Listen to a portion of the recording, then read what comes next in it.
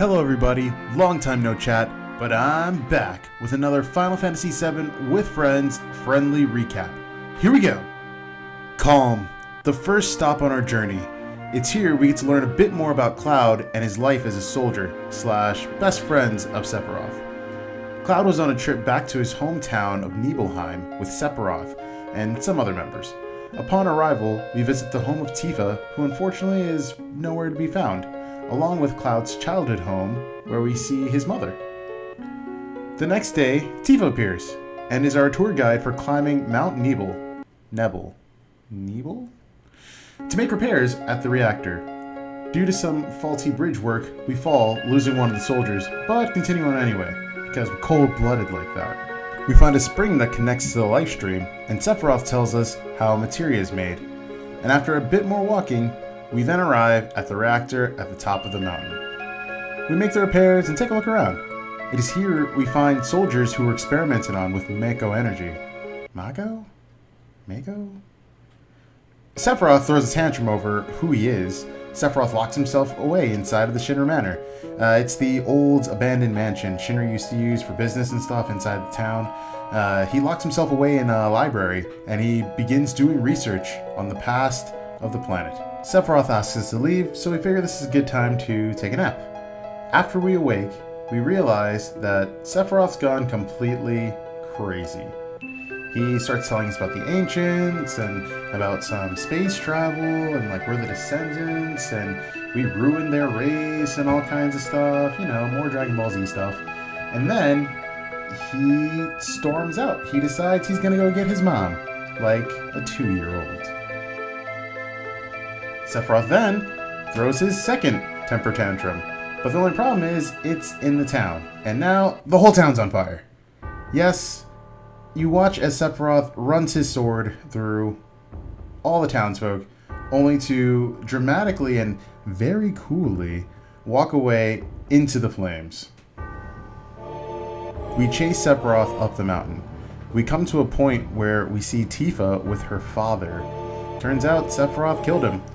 In a rage, Tifa shouts her frustration and hatred for soldiers of Shinra before running off with his sword. She confronts him right at the doors to his mother's chamber, where she runs up and tries to attack him only to fail, and gets sent flying down the steps in slow motion. Cloud, seething with rage, draws his sword and prepares for the most epic fight. His hero, the person he idolizes, he's ready to cut down in the name of revenge. Sweet, sweet revenge. And they start the most epic battle that would exist in Final Fantasy history that we never get to see because Cloud doesn't remember. Yeah. Not even a scratch, like nothing. And so Cloud once again lets us all down with his lame ending. And so, we continue off on our journey. We find a small barn and we learn about Chocobo riding and different Chocobos and that we'll be able to breed them later. We avoid the hell out of the Midgar Zalem, meet with the Turks in a spoopy cave, find Yuffie in a forest. My broke ass tries to do Fort Condor, and we fail to qualify due to lack of funds. And that's how we end up at Junon. Junon is a quiet town, under the Shinra's giant base cannon. The city's run down and polluted, but it doesn't stop a little girl and a dolphin from being best friends. Why, the only thing that stops that is a giant monster, who we destroy. Cloud gives her some CPR and she's back to normal in no time.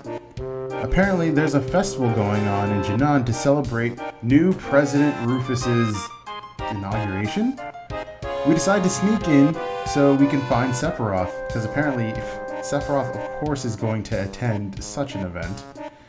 Cloud gets to relive his days as a soldier, Barret looks like a marshmallow, and after we rise on the ship, everyone's dead.